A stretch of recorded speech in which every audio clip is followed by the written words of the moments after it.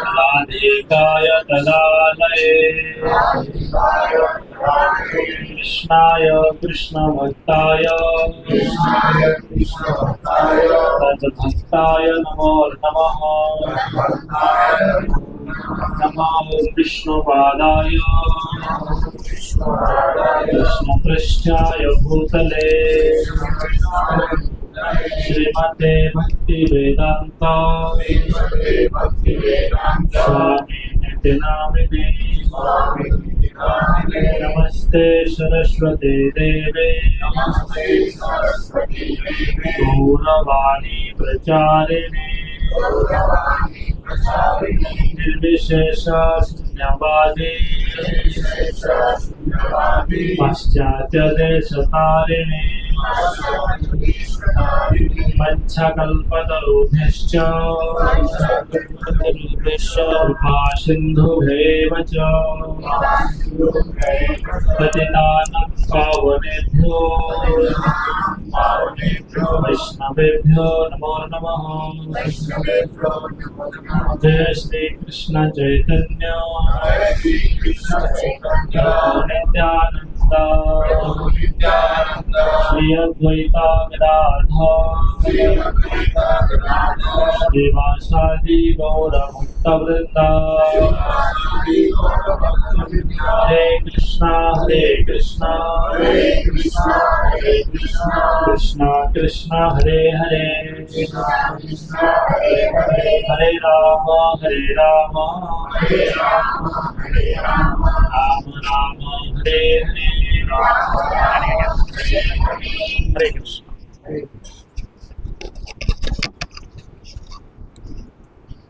Thank you.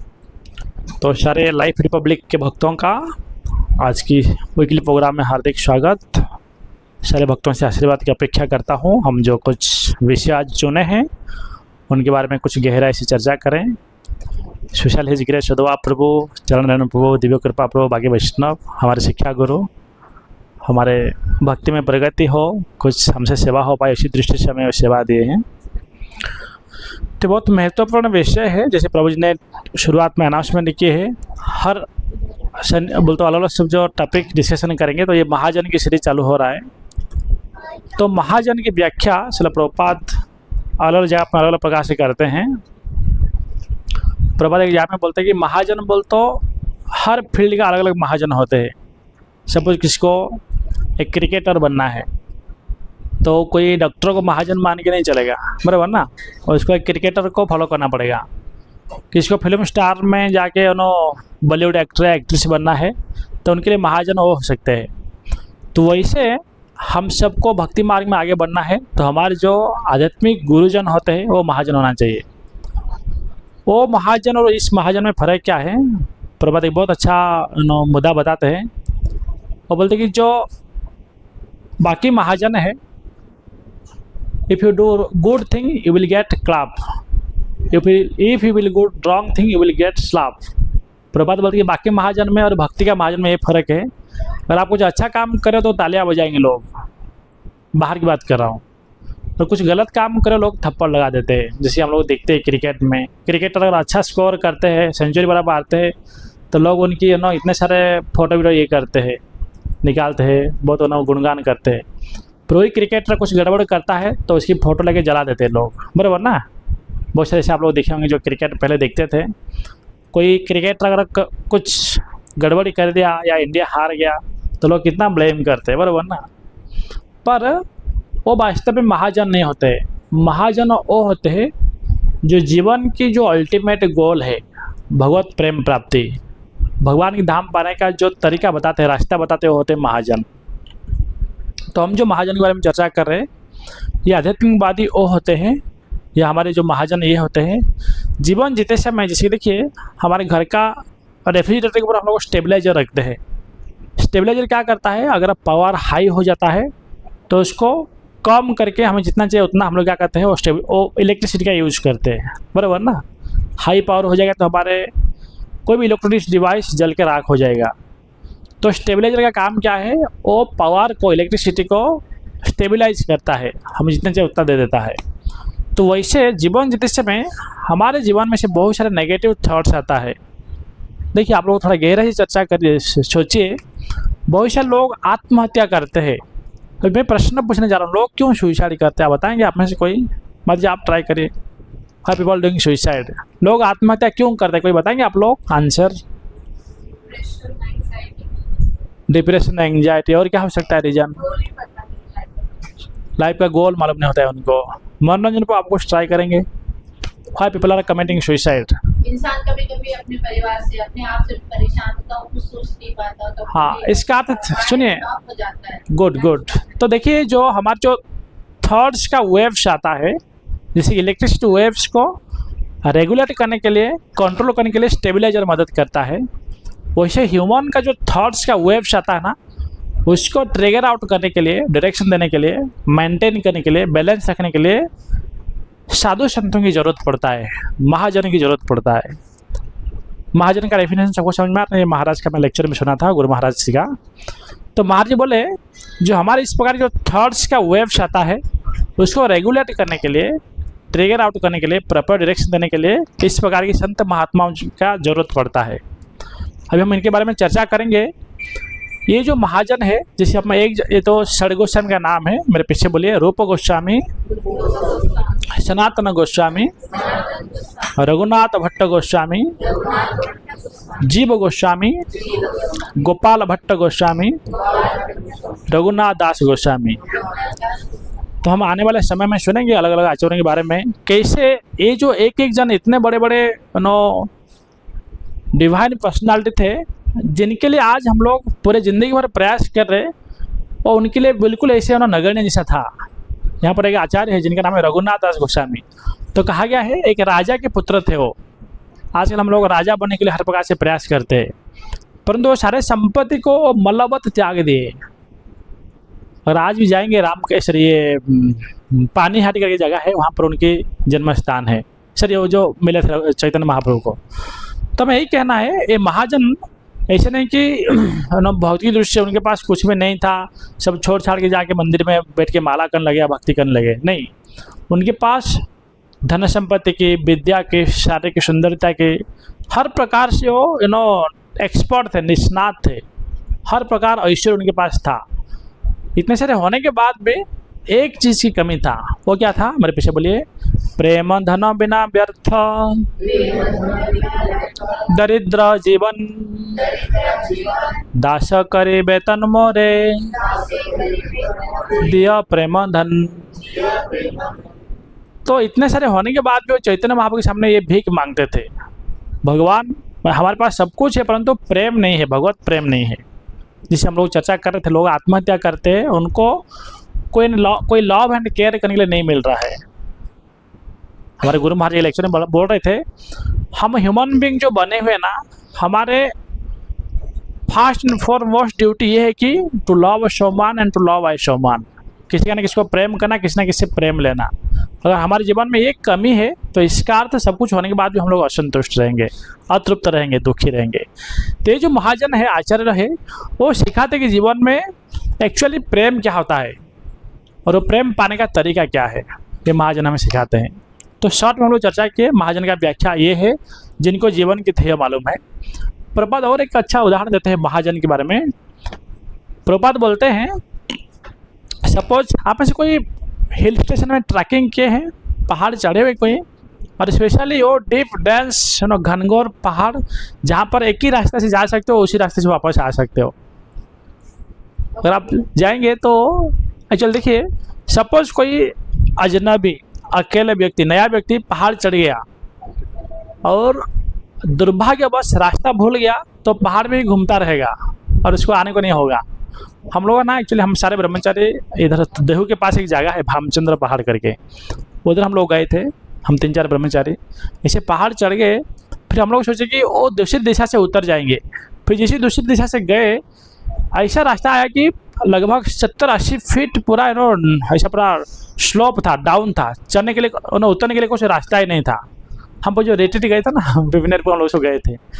तो देखिए, अगर किसको पहाड़ चढ़ना है या पहाड़ में है ऑलरेडी और उसको नीचे उतरना है तो क्या करना पड़ेगा, जो जिस रास्ते से लोगों ने गए हैं उसी रास्ता फॉलो करना पड़ेगा। अच्छा, वो रास्ता कैसे पता चल गया? सपोज घास फूस उग गया है तो रास्ता तो ढक जाएगा ना, कैसे पता चलेगा? कोई बताएंगे आप लोग? सपोज कोई रास्ते से आप गए हो और बाहर में कुछ दिन के लिए रुके हो, उतरना है और दुर्भाग्यवश बारिश हो गया है जैसे अभी का सीजन जैसा, और घास फूस उग गया है तो आपको रास्ता नहीं दिखाई देगा, बराबर ना? तो कैसे हम लोग उस रास्ता को फॉलो करेंगे? कोई ट्राई करेंगे आप लोग? आंसर क्या हो सकता है? सपोज आपको उसी रास्ते से उतरना है, नहीं तो फिर आप लोग रास्ता भटक जाएंगे तो कहाँ तो चले जाएंगे, आपका डेस्टिनी में नहीं पहुँच पाएंगे, या शायद रास्ता चूक गया तो शायद आप लोग गिर भी सकते कहाँ भी। तो सपोज पेड़ है ही नहीं, वो पहाड़ है और घास फूस भरा हुआ है, तो फुट से भी नहीं दिखाई देगा क्योंकि घास उग जाता ना, बराबर ना? तो बुद्धिमत्ता ये है, वो नया घास उगा हुआ है, नया ग्रास और पुराना घास, उसमें समझ में आ जाता ना, क्योंकि नए घास जो होते हैं थोड़ा हरियाली होते हैं, पुराने थोड़ा काला कलटे हो जाते हैं। तो पॉइंट क्या है, महाजन वो होते हैं जो पूरे संसार में जो कन्फ्यूज, कन्फ्लिक्ट, डुअलिटी सिचुएशन से जो जीवात्माएं गुजर रहे हैं, ऐसी स्थिति से जिसके अभी घास फूस बोलता हो, ऐसा ना जीवन के साथ तकलीफ, दुख है, आध्यात्मिक आदि, बहुत ही आध्यात्मिक क्लेश इत्यादि, ये सबसे ऊपर उठने के लिए जो रास्ता है, जिस रास्ता से हम लोग जा सकते हैं, वो रास्ता महाजन दिखाते हैं। और बुद्धिमान लोग वो होते हैं, वो रास्ता को फॉलो करके वो भी उनकी फुट स्टेप फॉलो करते हुए आगे जाते हैं, समझ में ना? तो ये महाजन लोग ऐसे होते हैं। तो ये महाजन का एक शॉर्ट व्याख्या और ये बहुत अच्छा उदाहरण प्रभुपाद देते हैं। प्रभुपाद बोलते हैं, मैं जब 1965 में अमेरिका जा रहा था, उस समय हमारे जो शिप था वो एटलांटिक ओशियन में प्रवेश किया, और दुर्भाग्यवश उस समय जो आजकल कल जो गूगल डायरेक्शन दिखाते, क्या बोलते हैं उसको, गूगल लोकेशन, गूगल मैप इसमें एक्टिव नहीं हुआ होगा, जीपीएस वाला इतना एक्टिव नहीं था 1965 में प्रभुपाद के समय। प्रभुपाद बोलते हैं, पूरा तूफान हवा बह रहा है, पूरा काला कलुटा अंधेरा, चारों ओर मेघ है, और हमारे जो कैप्टन थे मिस्टर पांड्या, उनको भी रास्ता समझ में नहीं आ रहा था। फिर वो 4-5 साथीदारों को इकट्ठा किए और उनके पास एक मैप था, जो पहले कई जो शिप उस रास्ते से गुजरा था, और उनके पास एक मैप था। उस मैप में आप पर्टिकुलरली जहाँ हो वहाँ से अगर अमेरिका का शिकागो जाना है, या कौन सा पोर्ट प्रभात पहली बार गए थे पूछिए, बोस्टन पोर्ट अगर जाना है, तो आपको उस मैप से, आप लोग सब मालूम ना, हम लोग हमारे जनरेशन में हम तो मैप यूज किए हैं, सब ग्राफ चार्ट वगैरह। आजकल ये सब बच्चे लोग के अलग कुछ एजुकेशन चल रहा है। तो मैप में आपको प्रॉपर डायरेक्शन समझ में आएगा, बाबा आप इधर हो, इधर से अगर उधर जाना है तो आपको ये रूट फॉलो करना पड़ेगा। अच्छा, मैप कौन दिया? वो महाजन लोगों ने जो पहले से उस बोलता हूँ भौतिक दृष्टि से जो लोगों ने अमेरिका पहले से जा चुके हैं, वो क्या किया कि मैप दिए जिसकी तरह हम लोग प्रॉपर डेस्टिनी में पहुँच पाएंगे, समझ में ना? तो वैसे जो आध्यात्मिकवादी होते हैं, जैसे हम दर्शन लड़े आचार्यों का, ये महाजन होते हैं, हमें दिखाते कि जीवन जीते समय बहुत सारे चुनौतियों का सामना करना पड़ेगा, बहुत सारे संघर्ष है, बहुत सारे ऊपर नीचे चलता रहेगा, परंतु ऐसा स्थिति से ऊपर उठने के लिए कौन सा प्रकार के लाइफ स्टाइल को एडप्ट करना पड़ेगा।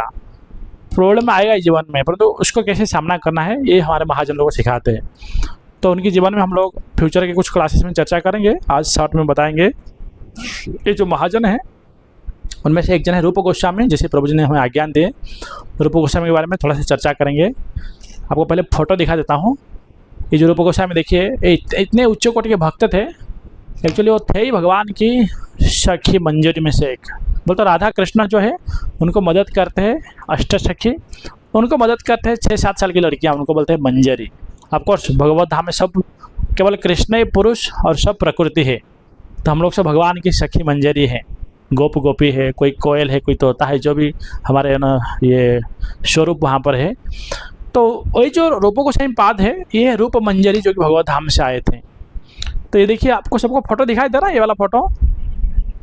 इनमें से कुछ क्या समझ में आ रहा है, किसको बताएंगे? जो पूरा नए लोग, उनके लिए प्रश्न।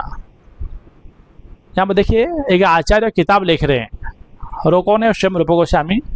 और उनको राधा रानी खुद आते हैं उनका टिफ़िन लेके, जैसे आप लोग, आपके बच्चे लोग स्कूल जाते हैं तो टिफ़िन लेके जाते हो, तो इसे राधा रानी खुद इनके लिए खीर लेके आते हैं। इतने उच्च कोटि के भक्त थे। और एक बात, ये रूप गोस्वामी पाद ऐसे ध्यान में देख रहे हैं, कृष्ण क्या कर रहे हैं, ऐसा पेड़ को थोड़ा सा दबाया है और राधा रानी फूल तोड़ रहे और उसमें कृष्ण और टहनी को छोड़ दिए, फिर राधा रानी से हवा में लटक रहे। तो पॉइंट क्या है, हमारे आचार्य लोग इतना उच्च कोटि के भक्त थे, राधा कृष्ण की नित्य लीला में वो हमेशा रहते थे और भगवान की हमेशा स्मरण होता था, लीला में रहते थे। तो इतना भाग्यवान हम लोग हैं कि हम लोग इतना बड़े दिव्य परंपरा से जुड़े हुए। तो रूप गोस्वामी पाद है कौन, उनके बारे में एक किताब है कि षड गोस्वामी 6 गोस्वामी वृंदावन करके महाराज ने एक लेक्चर दिए और किताबें लिखे हैं, तो हम उनमें से कुछ कोट कर करेक्शन करके लाए हैं। तो रूप गोस्वामी पाद उनका जो वंशावली के बारे में महाराज बताते हैं। यहाँ पर कोई है, आप लोग कर्नाटक साइड से, साउथ इंडियन कोई नहीं ना, तो कर्नाटक में बहुत बड़े फेमस ये है वंश है, उनको बोलते कि एक मिनट,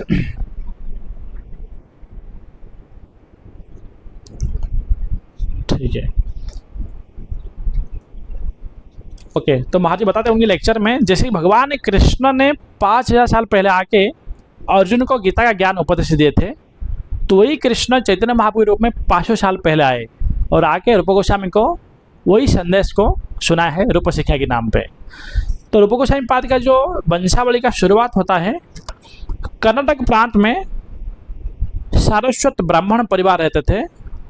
उनमें से एक ब्राह्मण थे, उनका नाम था अनिरुद्ध देव, जो कि सारे वैदिक शास्त्र में निष्णात थे। और उस अनिरुद्ध देव का 2 पुत्र थे, उनका नाम था, आप लोग हमारे पीछे दोहराइए, बोलिए रूपेश्वर हरिहर।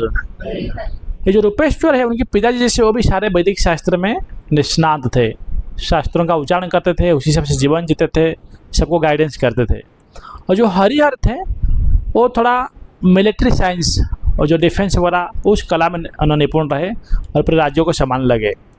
फिर बाद में ये जो अनिरुद्ध देव थे वो खुद राजा थे उसी प्रांत की।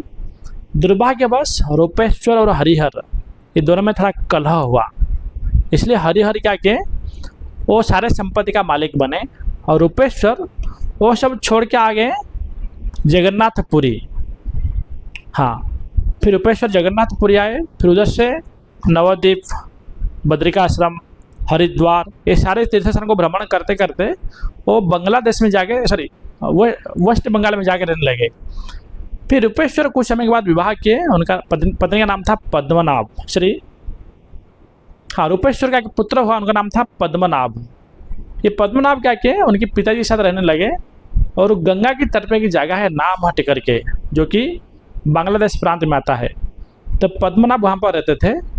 फिर पद्मनाभ के पुत्र बने मुकुंद देव, मुकुंद देव के पुत्र बने कुमार देव, और कुमार देव और रेवती देवी, इन दोनों से ये 3 पुत्र जन्म होते हैं, जिनका नाम था, मेरे पीछे बोलिए, संतोष, बल्लभ, अमर।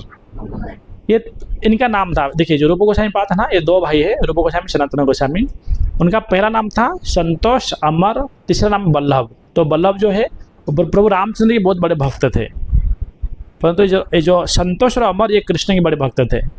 इसलिए चैतन्य महाप्रभु जब मिलते हैं इन तीनों भाई को, उस समय ये जो बल्लभ है वो इतने रामचंद्र के भक्त थे ना, वो बोलते कि चैतन्य महाप्रभु मैं राम का ही भक्ति करेगा, कृष्ण का भक्ति नहीं करने वाला हूँ।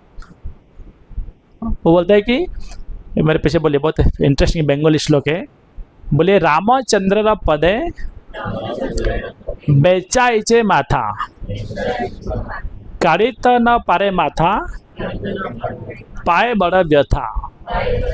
तो बोलते कि प्रभु मैं बहुत बड़ा दुखी हूँ, प्रभु रामचंद्र के चरण में मेरा सर बेच दिया हूँ और प्रयास कर रहा हूँ रामचंद्र से छूटने के लिए, पर छूट ही नहीं पा रहा हूँ। अभी दुर्भाग्य हमारे है ये है कि हम लोग प्रयास कर रहे हैं भगवान के पास बिकने के लिए, नहीं बिक पा रहे, बराबर ना। हमें ये व्यथा हो रहा है कि भगवान के पास हम लोग नहीं जा पा रहे। पर बल्लभ इतने उच्च कोटि के भक्त थे, भगवान के इतने बड़े उच्च कोटि के भक्त थे, भगवान से छूट नहीं पाते थे। तो इसलिए चैतन्य महाप्रभु को बोलते कि भगवान मुझे क्षमा करिए, मैं राम का ही भक्ति करता हूँ। मेरे जो 2 भाई है संतोष और क्या नाम बताया मैंने, अमर, ये दोनों क्या करेंगे, आपके साथ रहने दीजिए। तो ऐसा नहीं कि इन तीनों भाई में कलह हो रहा था, अरे आप कृष्ण का भक्त मैं राम का भक्त, नहीं, वो तीनों भाई एक साथ रहते थे। तो अभी देखिए ये जो संतोष और अमर हमारे गुरु महाराज बता रहे थे, ये दोनों बच्चे इतना क्यूट थे, इतना सुंदर थे, सबको लग रहा था कि ये बच्चे हमारे क्यों ना हुए। और बच्चों के अंदर सारे सद्गुण था। बिना बुलाए हुए किसी घर पे जाके उनके घर के काम कर लेते थे और लोगों के साथ इतना अच्छा जेंटल डिसिप्लिन, इतना अच्छा बिहेवियर करते थे। सारे परिवार को लग रहा था कि ये शायद कोई देवी देवता हमारे घर में या इनके घर पे पुत्र रूप में जन्म लिए है। सारे सद्गुण का भंडार। उनकी जो मितभाषी थे, मृदुभाषी थे, उनके जीवन में किसको हर्ट करने का कभी वो सोचे नहीं होंगे। बोलना और करना तो बात दूर की है। तेरुबु और सनातन, या जो पहले उनका नाम था संतोष, अमर, बल्लभ, ये तीनों भाई ना इतना अच्छे डिसिप्लिन थे बचपन से। फिर बाद में ये बच्चे जैसे थोड़े बड़े हुए, स्कूल में पढ़ाई करने के लिए गए, पढ़ाई में इतना निष्णात थे, टीचर कुछ होमवर्क जब देते थे इमीडिएटली वो पूरा कर लेते थे। बोलते वो सपोज 8th 9th में पढ़ाई कर रहे थे, परंतु ग्रेजुएशन का एजुकेशन पहले से वो पढ़ के रख लेते थे, इतने कुशाग्र बुद्धि के थे। फिर आगे जाके ये जो संतोष, अमर, बल्लभ, ये तीनों पढ़ाई करते हैं। फिर बाद में जैसे थोड़ा क्या बोलेंगे, जैसे थोड़ा मिड एज को आते हैं, उस समय बंगाल के शासक थे, उनका नाम था नवाब हुसैन शाह। उनको वो क्या करते हैं कि ये बना रहे थे, वैसे मुसलमान मुसलमान लोग क्या बनाते हैं उसको, मस्जिद बनाते हैं ना, वो मस्जिद बना रहे थे। मस्जिद के जो डोम है ना वो बार बार फिसल रहा था, वो जिस डिजाइन में बना रहे थे। तो उनकी जो बड़े बड़े कारीगर थे, बड़े बड़े जो ये जो थे आर्किटेक्चर थे, वो हर प्रकार से प्रयास करने के बाद भी वो विफल रहते थे। तो किसी ने उनको सजेस्ट किया, बगल में ही 2 बच्चे हैं, अमर, संतोष, बल्लभ, ये तीनों भाई को आप बुलाओ, ये तीनों इतना कुशाग्र बुद्धि के है ना, थोड़ा सा वो खाली गाइडेंस करेंगे, बहुत अच्छा से मस्जिद बांध पाएंगे। तो कहा गया है ये क्या करते हैं, जाके उनको बुलाते हैं। और जैसे लोगों ने उनको सजेस्ट किए थे नवाब हुसैन शाह को, नवाब हुसैन शाह की इन्वाइटेशन से आते हैं और कुछ ही क्षण में जो कई दिनों से वो प्रयास कर रहे थे वो मस्जिद का डोम पूरा करने के लिए, वो ऐसा कुछ आइडिया देते हैं, इमीडिएटली वो पूरा हो जाता है और उसकी जो डिज़ाइन था उससे कई गुना अच्छा होता है। तो कहा गया उस समय ये जो नवाब हुसैन शाह, वो उनके मन में एक विचार आता है। नवाब हुसैन शाह सोचते हैं अगर ये दोनों भाई को मैं मेरा मंत्री पद में रखूं तो मेरा राज्य कितना फ्लोरिश होगा, कितना मैं पूरे दुनिया भर में मेरा राज्य फैला सकता हूं। तो इसलिए क्या करते हैं, ये जो दोनों भाई संतोष, अमर, बल्लभ, तीनों को बोलते हैं कि आपको हमारे मुसलमान राज्य में मंत्री पद स्वीकार करना पड़ेगा, नहीं तो हम सारे हिंदुओं को ज़बरदस्ती मुसलमान बनाएंगे। तो एक ब्रह्मचारी कहा करते थे, दक्षिण भारत में एक ब्राह्मण के 4 पुत्र थे और 4 पुत्र है ना, अभी आप ही सोचिए, दुर्भाग्यवश या सौभाग्यवश 3 बच्चे, एक अमेरिका में, दूसरा जर्मनी में, तीसरा ऑस्ट्रेलिया में सेटल है, चौथा घर पर रह रहे, माता पिता की सेवा कर रहे। तो किसी ने पूछा आपके बच्चे क्या कर रहे, तो ब्राह्मण बोले कि मेरा 3 बेटे बाहर ऐसे सेटल है और ये हतभागा दुर्भागी मेरे पास रह रहा है, मेरा सेवा कर रहा है। एक्चुअली वास्तव में बच्चा कितना अच्छा केयर करा, देखिए माता पिता की, परंतु माता पिता की इतना अज्ञान था, वो सोच रहे कि मेरे बच्चा अगर बाहर सेटल होता तो अच्छा होता, भले हम लोग इधर बुढ़ापा में सड़ रहे, कोई ना पूछे, बराबर ना। कितना लोगों के अंदर देखिए कितना मूर्खता है, पैसे उनको लिए सब कुछ है, ये भूल जाते कि मैं बुढ़ापा में मेरे को कोई केयर करने के लिए नहीं है। और बच्चों को संस्कार करके, संस्कार दे के अगर ये पूजा करेंगे मंदिर का, भगवान की सेवा करेंगे तो कई लोगों को उसकी लाभ होगा, बराबर ना। पर दुर्भाग्यवश लोग भक्ति का महत्व नहीं समझ पाते, इसलिए भक्ति को इतना कम देखते हैं। तो यह है दुर्भाग्य कलियुग का लोगों की स्थिति। परंतु ये जो रूप और सनातन थे, श्री उनका नाम पहले रूप सनातन के पहले संतोष, अमर और बल्लभ तो तीसरा भाई। तो संतोष और अमर, उनको दुख लगता है कि अगर हम इस मुसलमान राजा का मंत्री नहीं बनेंगे तो हमारे सारे हिंदू लोगों का धर्म चेंजेस करना पड़ेगा, उनके जीवन में दुख स्टार्ट हो जाएगा। इसलिए हम सारे हिंदुओं को बचाने के लिए वो निस्सहाय अवस्था में, हेल्पलेसली, बड़े टूटे हुए हृदय से वो क्या किए, उनकी मंत्री पद स्वीकार किए। समझ में आया ना। आज भी वो जगह है, अगर आप सौभाग्यवश कभी जाएंगे, तो आप तो गए होंगे राम के लिए, हैव एवर विजिटेड राम के लिए। ये मालदा डिस्ट्रिक्ट एक जगह आता है वेस्ट बंगाल में, अगर आप जाएंगे वेस्ट बंगाल तो मालदा डिस्ट्रिक्ट आता है, वहाँ पर राम के लिए करके जगह है, जहाँ पर 500 साल पहले नवाब हुसैन शाह की कैपिटल हुआ करता था। और ये रूप और सनातन वहाँ पर मंत्री पद में जॉब कर रहे थे, एक थे फाइनेंस मिनिस्टर, दूसरा थे होम मिनिस्टर। तो इनके बारे में हमारे गुरु महाराज के लेक्चर में बता रहे थे ये जो रूप गोस्वामी सनातन गोस्वामी जैसे ही नवाब हुसैन शाह का मंत्री बन गए तो नवाब हुसैन शाह इनके ऊपर सारी जिम्मेदारी छोड़ दिया, जैसे कि हमारे खुद का भाई है, बल्कि भाई से ज़्यादा फेथ इनके ऊपर था और अच्छा से वो राज्य संभाल रहे थे। और उनके राज्य का अलग अलग धन संपत्ति और जो सारा राज्य वैभव हर प्रकार से वो वृद्धि हो रहा था, परंतु ये उनकी भक्ति में कभी कंप्रोमाइज़ नहीं किए। तो देखिए यहाँ पर बहुत बड़ा सिद्धांत है, लेसन है। जनरली जब ऑपुलेंस आ जाता है, पोस्ट पोजीशन आ जाता है, तो हम भक्ति थोड़ा स्लो कर देते हैं, बराबर ना।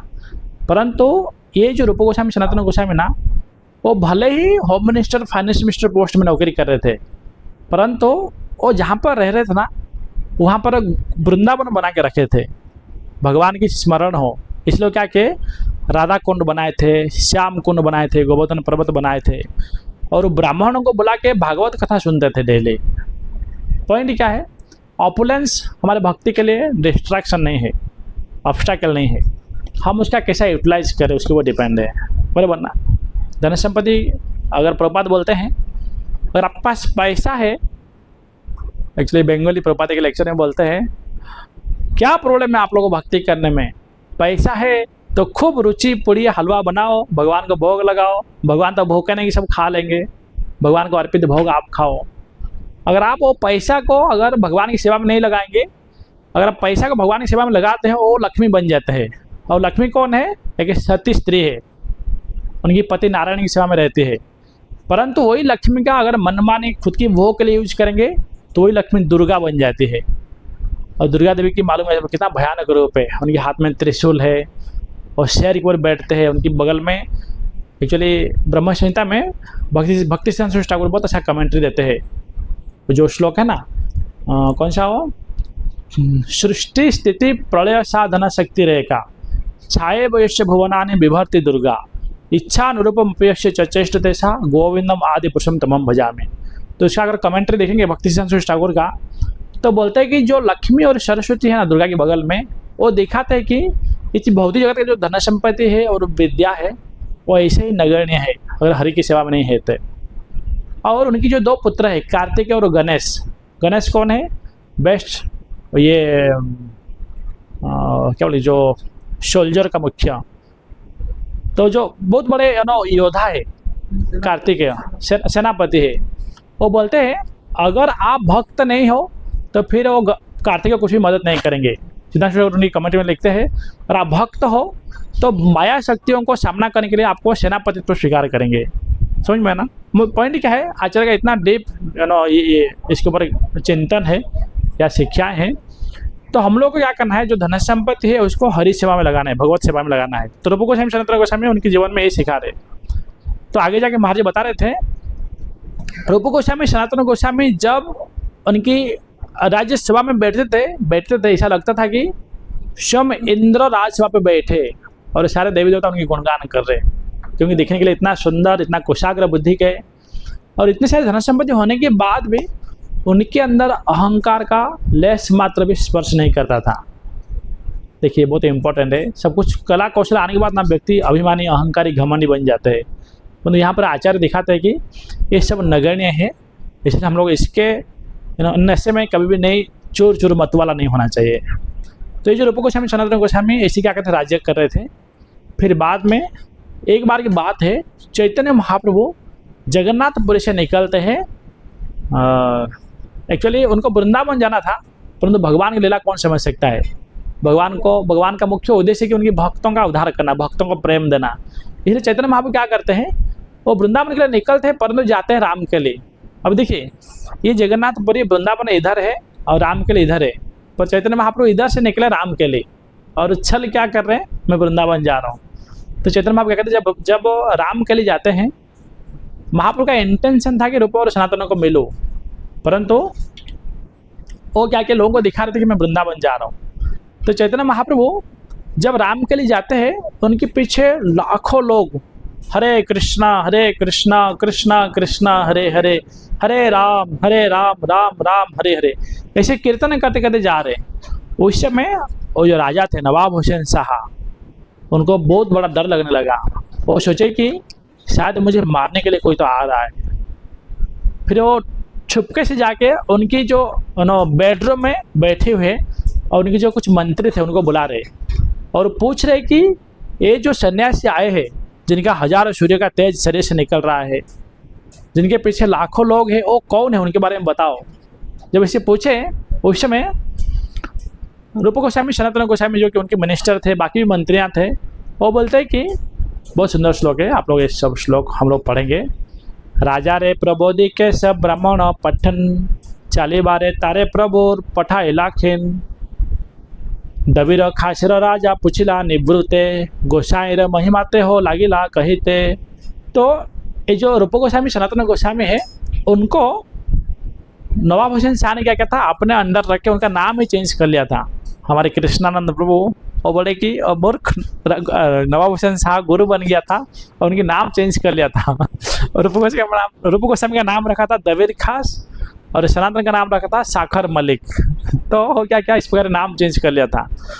तो ये जो नवाब हुसैन शाह है ना, वो पास में बुला के पूछ रहे कि ये जो सन्यासी ये है कौन, क्योंकि मैं खुद राजा हूँ और पैसा देने के बाद भी मेरे पीछे लाखों लोग नहीं आएंगे पर ये सन्यासी है भिखारी एक नंबर का, उनके पीछे वो क्या करें, लाखों लोग जा रहे हैं और खाली नहीं जा रहे, इतना खुशी से नाचते नाचते हरे कृष्ण मंत्र गाते गाते जा रहे, सबकी चेहरा से खुशी के आनंद की हर्ष की एक तेज बाहर आ रहा है। तो ये बंदे है, ये सन्यासी है कौन, उनके बारे में बताओ।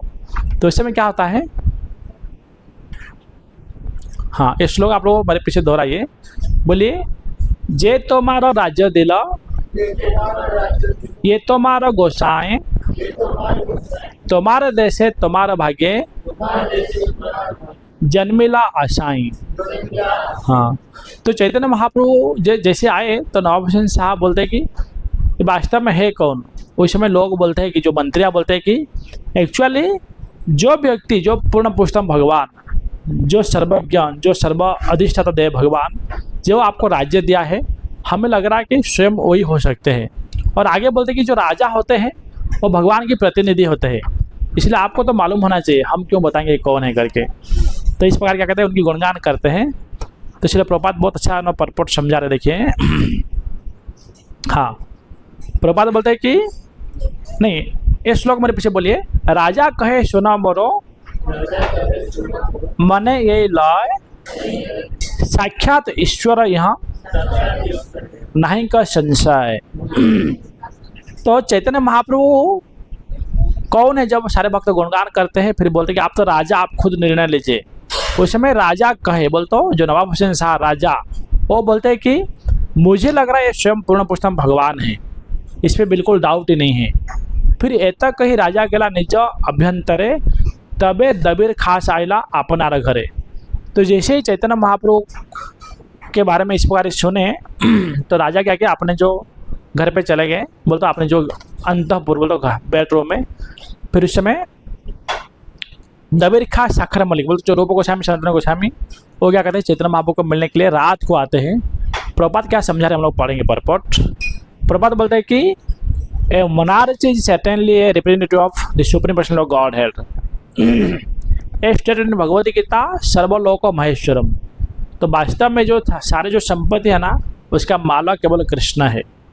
फिर आगे बोलते हैं कि the supreme personal of Godhead is the proprietor of all planetary system. In each and every planet there must be some king, governmental head और executive. Such a person is suppose to be representative of Lord Vishnu. तो प्रभुपाद बोलते हैं जो राजा लोग होते हैं ना, वो कोई साधारण मनुष्य नहीं, वो एक्चुअली भगवान के प्रतिनिधि होते हैं। क्यों? क्योंकि सारे संपत्ति भगवान का है और ये लोग भगवान का on behalf of lord they are ruling this whole continent. फिर आगे प्रभुपाद बोलते हैं कि on behalf of the supreme person of godhead he must see to the interest of all the people. Therefore lord Vishnu as परमात्मा give the king all intelligence to execute governmental affairs. So Rupa Goswami therefore asked the king what was his mind concerning। हाँ okay, Prabhupada ये समझा देंगे। इसलिए रूप गोस्वामी जो बोले ना, आप प्रतिनिधि हो, आप डिसाइड करो, इसका तो रूप गोस्वामी कुछ गलत नहीं बोले। ठीक है, हम लोग समय कम है, फास्ट फॉरवर्ड जाएंगे। तो रूप गोस्वामी या जो दबीर खास साखर मलिक जो कि पहले संतोष और अनुपम थे, वो क्या करते हैं, घर पे आ जाते हैं और चैतन्य महाप्रभु वो क्या कर रहे थे, जहाँ रात को रेस्ट ले रहे थे उस समय रूप गोस्वामी और सनातन गोस्वामी, ये श्लोक आप लोग मेरे पीछे दोहराइए, बहुत इंटरेस्टिंग श्लोक है। बोलिए, अर्धरात्रे दुई भाई आइला प्रभु स्थाने, प्रथम मिलिला नित्यानंद हरिदास सने। हाँ, बोलते बीच आधी रात्र, बोलते मिडनाइट में रूप गोस्वामी सनातन गोस्वामी क्या किए, चैतन्य महाप्रभु के पास आए और नित्यानंद प्रभु और हरिदास ठाकुर को मिले। फिर बाद में उनका स्थिति कैसा था, ये श्लोक बोलिए, तृण द्वि जना जनाइल प्रभु र गोचरे, रूप साकर मलिक आयला तो माँ देखी बारे। हाँ, तो चैतन्य महाप्रभु के पास जाके नित्यानंद प्रभु और हरिदास ठाकुर बोलते हैं कि ये दो भाई है, कौन, शकर मलिक दबीर खास, आपको मिलने के लिए आए हैं। और चैतन्य महाप्रभु वो तो पूर्ण पुष्टम भगवान सर्वज्ञ हैं, उनको मालूम है कि ये जो मेरे नित्य परिकर है वो कैसे जा सकते कहाँ। फिर उस समय ये जो रूप गोस्वामी सनातन गोस्वामी, उनका स्थिति कैसा था, ये नहीं कि वो ये नहीं सोचे कि अरे हम लोग फाइनेंस मिनिस्टर है, होम मिनिस्टर है, हम लोग पूरे क्या बोलेंगे, ऐसे राजस्वी वस्त्र पहन के पूरा ऐश्वर्य से भगवान के साथ मिलने के लिए जाएंगे, ऐसा नहीं सोचे। वो क्या सोचे, हम लोग एक्चुअली वास्तव में तुच्छ है, नगण्य है, इसलिए वो क्या किए, उनकी दांत में घास की तनिखा लिए। इस श्लोक मेरे पीछे बोलिए, दुई गुच्छ तृण दुहे दशा ने धरी न, गले वस्त्र बांधे पड़े दंडवत हया। अभी मैं प्रश्न पूछ रहा हूँ, जब भगवान के पास, गुरु के पास जाते हैं हम लोग, मुंह में दांत घास की तनिखा लेते हैं, तो क्यों लेते हैं, कोई बताएंगे आप लोग? आप लोग ट्राई करेंगे उत्तर देने के लिए। जब हम लोग या जो रूप गोस्वामी सनातन गोस्वामी चैतन्य महाप्रभु को मिलने के लिए गए, उनकी दांत में घास की तनिखा लिए थे। घास की तनिखा लेने का अर्थ क्या होता है, कोई बताएंगे आप लोग? यस, माताओं में प्रभुओं से हमारी जो स्थिति है बिल्कुल नगण्य है, घास की तनिखा जैसा है, ये बोल रहे माता जी आप। गुड। और कोई आप लोग कोई बताएंगे? किचन टीम, आप प्रदीप को ट्राई करिए। यस प्रभु जी, आप बोलिए, पीछे देखे होंगे ना आप लोग, देखा हो जो गांव में, मेरा याद है हम जब गांव में रहते थे तो ऐसे हमारे जो गुरुजन आते थे या कोई मंदिर में जाते थे तो हम लोग को ऐसे पुजारी या घर के लोग बोलते थे, तो आचार्य बोलते, इस बात से आप कुछ बोलेंगे? घास की तिनका क्यों दांत पे लेते हैं जब हम लोग भगवान को, गुरु को दंडवत करते हैं? तो रंग आंसर। और कोई? तो ये एक लेक्चर में महाराज का सुना था, महाराज बोले कि एक्चुअली पशु क्या खाता है, घास फूस खाता है, बराबर ना। तो गुरु के सामने, वैष्णव के सामने, भगवान के सामने हम जाते हैं, बोलते हैं भगवान पशु का जैसे दिमाग नहीं चल रहा है उसे हमारी स्थिति है, इसलिए आप क्या करिए, हमारे दिमाग को चलाइए। ये एक उत्तर है। दूसरी देखिए, घास की तनख्वाह का कितना कॉस्ट है, कितना पैसा होता होगा? करोड़ रुपया, 50 लाख? बिल्कुल कुछ भी नहीं, बराबर ना, फ्री में ऐसे मिल जाता है। तो बोलते भगवान में ऐसे इस दुनिया में मेरा कुछ बिल्कुल कीमत ही नहीं है। That means I am insignificant in this world, not I am important person. तो ये उसकी सूचक है। तो इसलिए रूप गोस्वामी क्या किए, घास की तनख्वाह उनके दांत पे लिए। फिर बाद में क्या होता है, ये श्लोक मेरे पीछे दोहराइए आप लोग, बहुत इंटरेस्टिंग है। बोलिए, दैन्य रोदन करे आनंदे बिहोला, प्रभु कहे उठा उठा होइला मंगल। तो जैसे वो अपने आप को दीनता से दुखी होके या अपना कुछ तुच्छता, जो मेरे कुछ कीमत ही नहीं है, इसी उद्देश्य से जब भगवान के सामने गए तो चैतन्य महाप्रभु बड़ा प्रसन्नता हुआ। तो इसलिए आचार्य यहाँ पर क्या सिखाते हैं हमें, रूप गोस्वामी सनातन गोस्वामी उनके जीवन में सिखाते हैं कि अगर भगवान के सामने हमें जाना है तो अपने आप को कोई इंपॉर्टेंट पर्सनली बन के नहीं जाना है, बिल्कुल नगण्य बन के जाएंगे तो कृपा ज़्यादा ले पाएंगे। तो ये आचार्य सिखाते, ठीक है। फिर आगे ये दोनों क्या करें, गुणगान करें चैतन्य महाप्रभु का। तो ये आचार्य हमें सिखाते हैं कि अगर भगवान के पास जाना है तो पहले भगवान की स्तुति करना चाहिए। श्लोक आप लोग दोहराइए, बोले, जय जय श्री कृष्ण चैतन्य दयामय, पतित पावन जय जय महाशय, हाँ, तो भगवान की स्तुति करना है। भगवान सामने जैसे जाते हैं वो बोलते कि जय जय श्री कृष्ण चैतन्य दयामय है, भगवान आपकी जय हो, आप बहुत बड़े दया के सागर है। फिर आप कौन हो? पतित पावन, दुखियों को आप क्या कहते हैं? उद्धार करते हैं। आगे बोलते हैं नीचे जाते नीचे संगे करे नीचे काज, तुम्हारा अग्रते प्रभु कहते बसी लाज। वो बोलते कि भगवान अगर हमारी स्थिति देखा जाए तो हम लोग नीच जाति का है और बुरे लोगों का संग किए है। नीचे जाते नीचे संगे करे निज काम, नीच काम बोलते हम लोग कुछ गलत काम कर लिए और इतना गलत काम किए हैं आपके सामने बोलने के लिए हमें शर्म आ रहा है। तो नीति शास्त्र में एक बहुत सुंदर श्लोक आता है जहाँ पर आचार्य बताते हैं कि ये 5 चीज़ है जो कि भक्ति के लिए बहुत बड़ा अवरोध है, बाधा है। वो कौन सा है? मेरे पीछे बोलिए। जाति, विद्या, महत्वम च, रूपम, यौवनम एवत, प्रयत्नेन परित्यज्य पंचयतानि भक्ति कंटक। तो ये भक्ति राज्य का कांटा है। कौन सा? जाति, विद्या, मतलब कोई बहुत बड़े विद्वान है, पीएचडी होल्डर है, उसको बोलेंगे आप धन्यवाद करो भगवान को, वैष्णवों को, नाम जप करो, तो उनसे नहीं हो पाएगा, वो तो नहीं जमेगा। समझ रहे ना? तो मतलब कि जाति, विद्या, महत्वम च, महत्वम बोलता हूँ जिनका समाज में ख्याति है। जाति, विद्या, महत्वम च, रूपम, यौवनम जीवत। रूपम बोलो जो सुंदरशाली है, जैसे कोई बॉलीवुड एक्टर एक्ट्रेस को बोलेंगे भक्ति करो, ये नहीं जमेगा। समझ रहे ना? तो ये भक्ति राज्य के 5 कंटक है। तो आचार्य में सिखाते हैं कि अगर भगवान की भक्ति में किसको आगे बढ़ना है तो उनको ये जो ऑब्स्टैकल से ऊपर उठना ही पड़ेगा। ठीक है, सब यहाँ पर ध्यान दीजिए। तो आगे जाके कहा गया है चैतन्य महाप्रभु जब इस प्रकार के लोग गुणगान करते हैं तो चैतन्य महाप्रभु क्या करते हैं? आलिंगन करते हैं और बोलते कि आपका इतना ह्यूमिलिटी, इतना विनम्रता है, त्याग दोहरा रहता है, फट रहा है इसके कारण। फिर बाद में आगे जाके वो फास्ट बढ़ जाएंगे। ये जो रूप गोस्वामी वो क्या करते हैं? चैतन्य महाप्रभु बोलते हैं कि हम आपके साथ आएंगे संन्यास सब कुछ छोड़ छाड़ के। तो महाप्रभु बोलते हैं कि नहीं, आपको क्या करना पड़ेगा? इस राज्य कारभार में रहना पड़ेगा। मतलब जिस समय आएगा कृष्ण आपको उद्धार करेगा। फिर आगे जाके चैतन्य महाप्रभु उधर से निकलते जगन्नाथपुरी की ओर और वृंदावन नहीं जाते। फिर रूप गोस्वामी पाप थोड़ा सा मुझे 1 बजे एंड करो। इसलिए बहुत इंटरेस्टिंग स्टोरी है, चैनल फिर से बहुत चर्चा करें उनके बारे में।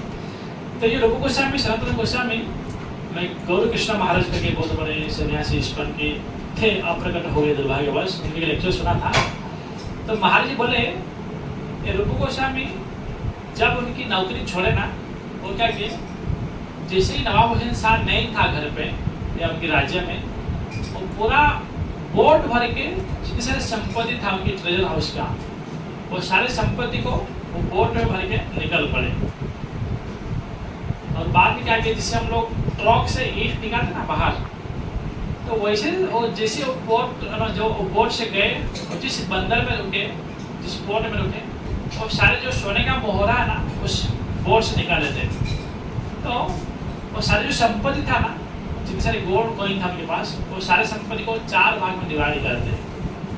2 भाग ब्राह्मण और वैष्णव को दान दे देते हैं, 1 भाग अपने रिश्तेदारों को, और बचे हुए 1 भाग वो अपने फ्यूचर के लिए रखते हैं। तो उनमें से महाराज बता देते हैं कुछ संपत्ति बच गया तो उसको रूप गोस्वामी ऐसे छोड़ के चले गए। फिर एक बहुत बड़े व्यक्ति जो चल नहीं पा रहा था, से लकड़ी लेके चल रहा था, वो आता है और दिखता है कि बहुत सारे सोने का सिक्का पड़ा हुआ है, वो सर के ऊपर लेके, अभी वो चल नहीं पा रहा था, लकड़ी लेके चल रहा था, फिर भी वो सारे संपत्ति को सर के ऊपर लेके चल रहा है। तो एक बहुत बड़े विद्वान उधर से गुजर रहे थे, बोले बाप रे देखो देखो कितना मूर्खता है, संपत्ति वही है, कोई उसको छोड़ के त्याग के संतुष्ट करने के लिए प्रयास कर रहा है, और कोई लोग उसको उठा के संतुष्ट करने के लिए प्रयास कर रहे हैं। इस कलियुग का ये द्वंद्व है, सबको समझ में आ रहा है ना? तो धन संपत्ति वही है, सोने का मोहरा वही पड़ा था, रूप गोस्वामी सोच रहे थे उसको त्यागने से संतुष्टि है, इसलिए वो त्याग के चले गए। और एक बुढ़ा व्यक्ति वो सोचे कि इसको लेने में मुझे शायद संतुष्टि मिलेगा, इसलिए वो खुद चल नहीं पा रहे, परंतु वो क्या करेंगे, संपत्ति को सर के ऊपर ढोल होके जाके संतुष्ट करने के लिए प्रयास कर देते हैं। इस संसार के द्वंद्व है, मोह है या अज्ञानता है। तो ये बहुत अच्छा बाली वाली लेक्चर मैंने सुना था बहुत दिन पहले। तो देखिए रूप गोस्वामी पाद क्या करते हैं, इस प्रकार सारे संपत्ति छोड़ के वो चले जाते हैं प्रयाग। क्यों? क्योंकि रूप गोस्वामी को मालूम था चैतन्य महाप्रभु वृंदावन गए और वृंदावन से जो लौटेंगे तो प्रयाग आएंगे। फिर प्रयाग में चैतन्य महाप्रभु रूप गोस्वामी को लगभग 10 दिन तक शिक्षा देते हैं। उसका नाम है रूप शिक्षा करके। वो टॉपिक अपना पे इम्पोर्टेंट है, कभी हम लोग चर्चा करेंगे। तो शॉर्ट में बता रहा हूँ चैतन्य महाप्रभु ने रूप गोस्वामी को क्या शिक्षा दिया था।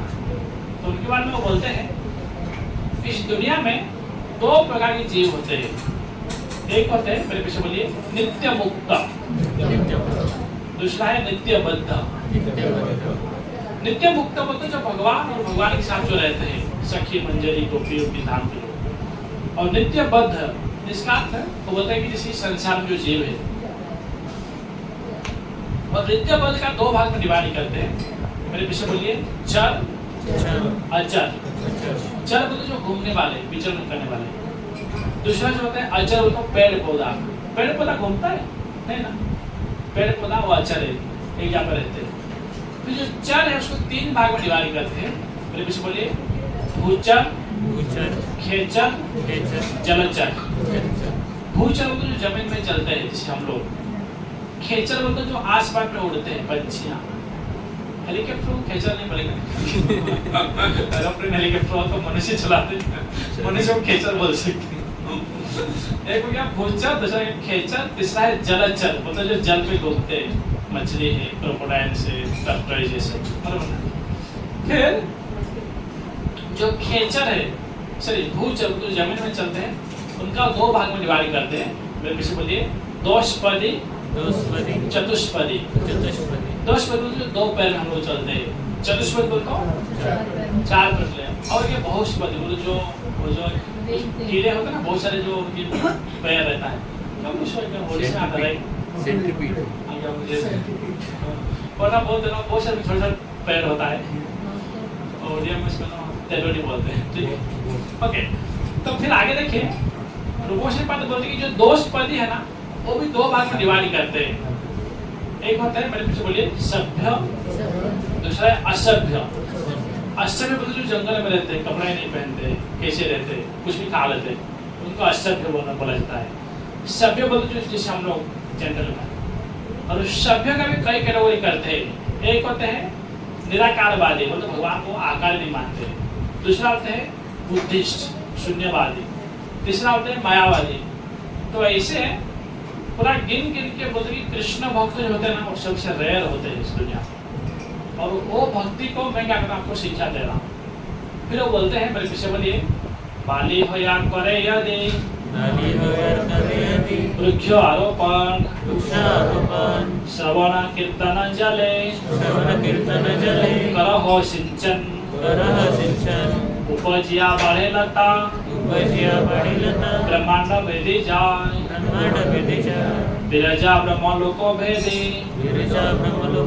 पर ब्रह्म जाय, तबे जाए तदुपरि, गोलोक वृंदावन, कृष्ण चरण कल्प वृक्षे, करे आरोहण, तहा विस्तारित होया, फले प्रेम फल, जहाँ मालिनी सिंचे नित्य, श्रवण आदि जल, जदि वैष्णव अपराध, होए हाथी माता, उपाले बा छिंदे तारो, सुखी जाए पाता। तो चैतन्य महाप्रभु एक बहुत बढ़िया उपदेश देते हैं गोस्वामी को। वो बोलते हैं जैसे कि हम लोग कोई पेड़ बनाना है, उसका सीड को हम लोग क्या करते हैं, जमीन में लगाते हैं, बराबर ना। फिर वो जमीन से उससे उदाहरण के लिए आम का सीजन है, आम की जो गुठली है, गुठली से पेड़ बनाना है तो क्या करना पड़ेगा, आम की जो गुठली को पहले मिट्टी में डालना पड़ेगा, बराबर ना। लेना पड़ेगा। तो ये जो आम की जो गुठली है, तो उसको मान लीजिए पेड़ बनाना है, तो कहाँ भी फेंकेंगे तो नहीं चलेगा, तो उसको एक आपको उपजाऊ मिट्टी में छोड़ना पड़ेगा। खाली मिट्टी में डाल दिया तो पेड़ नहीं बनेगा। अभी मैं प्रश्न पूछने जा रहा हूँ, आम की गुठली से अगर आपको पेड़ बनना है तो आपको क्या क्या चीज को ध्यान देना पड़ेगा, कौन बताएंगे? यस, आप बताइए, ट्राई करिए। उपजाऊ मिट्टी, खाद, पानी, हवा, ये सब देना पड़ेगा। प्रॉपर उसको मिट्टी चाहिए, हवा, पानी, खत चाहिए, और खत ही नहीं मिला नहीं उगेगा। अब बहुत कड़ी धूप हो रहा है तो वहाँ पर सूख के नष्ट हो जाएगा, बराबर ना? या ज्यादा पानी हो जाएगा तो सड़ जाएगा, बराबर ना? तो वैसे आचार्य बोलते हैं कि भक्ति भी है ना एक बीज जैसा, जिसे हम लोग कोई सीड को जमीन में बोलते हैं, वैसे भक्ति को कहाँ रहना है? हमारे हृदय में, समझ रहे ना? तो भक्ति को हमारे हृदय में रोना है। जैसे अभी हम लोग को भक्ति करने का मौका मिला हुआ है, तो हम लोग देखिए भक्ति करने का मौका मिला है भगवान की भक्तों की कृपा से। प्रभुपाद ने इतना बड़ा संस्था बनाया और उस संस्था का है कि यहाँ पर शाखा जहाँ पर प्रभु श्री राम सुधवा प्रभु आते हैं, तो बाकी डिवोटी आगे यहाँ पर हम लोग प्रचार करने का प्रयास कर रहे हैं। तो यहाँ ध्यान दीजिए, तो प्रभु गोस्वामी को चैतन्य महाप्रभु बोलते हैं हम सबको हमारे हृदय में भक्ति का वृक्ष लगाना है, और ये ध्यान देना है जैसे कोई बीज पेड़ बनने के लिए उसको खत पानी की जरूरत है, वैसे भगवान के बारे में डेली कुछ ना कुछ सुनते रहना चाहिए, पढ़ते रहना चाहिए, जब कहाँ भक्ति में लोग प्रगति करेंगे। तो श्रीमान सुधवा की इच्छा है, हम लोग चर्चा करेंगे समय के आने पर। डेली कुछ रीडिंग क्लास चालू करने का प्रभु जी बोल रहे थे, क्योंकि अभी देखिए हफ्ता में एक बार हमारा सत्संग होता है, पर डेली अगर आप भगवान के बारे में सुनेंगे पढ़ेंगे ना तो हम लोग और भक्ति में प्रगति कर पाएंगे, समझ लेना। आप में से कितना लोग तैयार हो डेली अगर हम लोग स्टडी करेंगे तो कितना स्टडी या भागवत स्टडी करेंगे तो जुड़ने के लिए? डेली नहीं, ऑनलाइन घर में बैठना है बस, आप लोग ऑफिस के टाइम के हिसाब से। आप में से कितना लोग 8 से 8:30 तक फ्री हो जाते हैं ऑफिस से? 8 से 8:30 तक कितने लोगों का समय है? तो हम लोग डेली ऑनलाइन गीता स्टडी करेंगे। सर मॉर्निंग ना आप लोग का कनेक्टिविटी के हिसाब से जैसे आप लोग को टाइम हो पाएगा, मॉर्निंग में हो पाएगा। हमारे में हो पाएगा। आपको पता जी कौन सा टाइम ठीक रहेगा, सुबह या शाम को? ऑनलाइन स्टडी के लिए सब कुछ पूछ रहा हूँ, मॉर्निंग शाम को आप दोनों को पता चलेगा या फिर मॉर्निंग को, ठीक है? थोड़ी बोटिंग लेंगे बाद में। ओके, पॉइंट क्या है? हमारा डेली भगवान के बारे में सुनेंगे तो फिर हमारे भक्ति में प्रगति होगा। चेतन आपने ये शिक्षा दी। फिर आगे बोले उपज या बाढ़े लता ब्रह्मांड फैली जाए, बोलते अगर हम लोग कंटिन्यू सुनते रहेंगे तो हमारे भक्ति का जो वृक्ष इतना बड़ा हो जाएगा, इस दुनिया से परे जाके भगवान की शरण जाएगा। परंतु एक चेतावनी देते हैं, जीवन जीते समय, भक्ति में जीवन जीते समय, भक्ति करते समय जान अनजान से कोई भी वैष्णव को, कोई भक्तों को दुख ना पहुंचे, ये ध्यान रखना है। जैसे कि आचार्य बोलते हैं सुंदर बगीचा है, वहां पर एक मत वाला हाथी जाता है ना, उस बगीचे को नष्ट कर देता है, भले सुंदर स्वादिष्ट फल और फूल की बगीचा क्यों ना हो। वैसे जीवन जीते समय हमारे काया वाचा मनसा, तो शरीर मन बाने से कोई भक्तों का निंदा ना हो, हमसे कोई भक्तों को तकलीफ ना हो, ये ध्यान देना है। फिर हम भक्ति में आगे बढ़ पाएंगे। फिर बाद में चैतन्य महाप्रभु जाकर इसको उपदेश देते हैं। उपदेश देने के बाद चैतन्य महाप्रभु बोलते हैं रूप गोस्वामी आप क्या करो, अभी वृंदावन जाओ और मैं इधर से जगन्नाथपुरी जा रहा हूँ। देखिए कितना बड़ा दुखदायी स्थिति है। जिन भगवान की संग के लिए सब कुछ घर द्वार नौकरी सब छोड़ा, वो भगवान उनको बोल रहे कि मेरे पास मत रुको, उधर से जाओ आप। तो आचार्य बोलते हैं रूप गोस्वामी को ऐसे लग रहा था कि उनका शरीर से प्राण निकल रहा है, और चैतन्य महाप्रभु ऐसे बोल के चले गए और रूप गोस्वामी वहाँ पर मूर्छा भी गिर गए। यहाँ पर आचार्य क्या शिक्षा दे रहे, हमेशा हमें गुरु की संग नहीं मिलेगा, हमेशा हमें हमारे जो आध्यात्मिक गुरु हमारे साथ नहीं रहेंगे, परंतु उनकी शिक्षा अगर हम लोग पालन कर रहे तो हमारे जीवन में बहुत बड़ा लाभकारी रहेगा। तो यहाँ पर रूप गोस्वामी जैसे उठते हैं, बड़े दुखी होते हैं, फिर वृंदावन जाते हैं। वृंदावन में के वैष्णव थे, उनका नाम था, मेरे पीछे बोलिए, सुबुद्धि राय। उनका स्टोरी बोल के मैं क्लास एड करूँ तो सुबुद्धि राय, उनका विशेषता यह था, जो भी उड़ीसा और बंगाल से वैष्णव आते थे, सुबुद्धि राय सबके लिए सरसों का तेल खरीद करके लाते थे। उनका पैर मसाज करते थे। और ओडिशा बंगाल लोगों को ज़्यादा मोटा चावल लगता है खाने में, इसलिए ज़्यादा पैसा पे करके और रहते थे वृंदावन में, मथुरा में। वो क्या करते थे, ज़्यादा पैसा पे करके मोटा मोटा चावल खरीदी करते थे और उसकी प्रसाद बनाते थे। और सुबोध राय उनका कार्य क्या था, वृंदावन में इतने सारे जंगल है, वो जंगल से सूखा लकड़ी इकट्ठा करके लाते थे, बाजार में बेचते थे, वो पैसे में भक्तों का सेवा करते थे। तो वैष्णव में सिखाते हैं कि अगर आपके अंदर वैष्णव सेवा करने की इच्छा है, रुचि है, तो धन संपत्ति मैटर नहीं करता है। आपका जो भी कुछ है उसमें आप भगवान भक्तों को संतुष्ट कर सकते हैं। तो ये सुविधा इस प्रकार सेवा कर रहे थे। और रूप गोस्वामी जैसे वृंदावन गए तो चैतन्य महाप्रभु को बोले थे कि आप सुबुध राय के अंदर रहकर क्या करो, वृंदावन धाम के दर्शन करो। यहाँ पर बहुत बड़ा फिलोसफी है, कभी भी हम लोगों को धाम को अकेले नहीं जाना चाहिए, गुरुजनों से वैष्णव से जाना चाहिए, नहीं तो हम लोग धाम को अच्छा से समझ नहीं पाएंगे। तो इसलिए चैतन्य महाप्रभु क्या किए, स्वयं भगवान होते हुए वो क्या और भेज रहे रूप गोस्वामी को, भले आप उच्च कोटि के भक्त हो फिर भी आपको वैष्णव के अंदर रह के धाम को दर्शन करना है। तो रूप गोस्वामी जाते हैं, सुबुध राय के अंदर रहते हैं, फिर 12 वन का दर्शन करते हैं, फिर बाद में कैसे गोविंद देव को प्रकट करते हम लोग फ्यूचर में जब प्रभु जी क्लास देंगे, हम लोग नेक्स्ट चर्चा करेंगे। बहुत बहुत धन्यवाद। हरे कृष्णा कृष्ण कृष्ण हरे हरे, हरे राम राम राम हरे हरे। पंचकल्पतरुभ्यश्च कृपा सिन्धुभ्येव च पतितानां पावनेभ्यो वैष्णवेभ्यो नमो नमः। अनंत कोटि वैष्णव की श्री रूप गोस्वामी प्रभुपाद की, स्वावेत भक्तवृंद की, हरि बोल। परमानंद।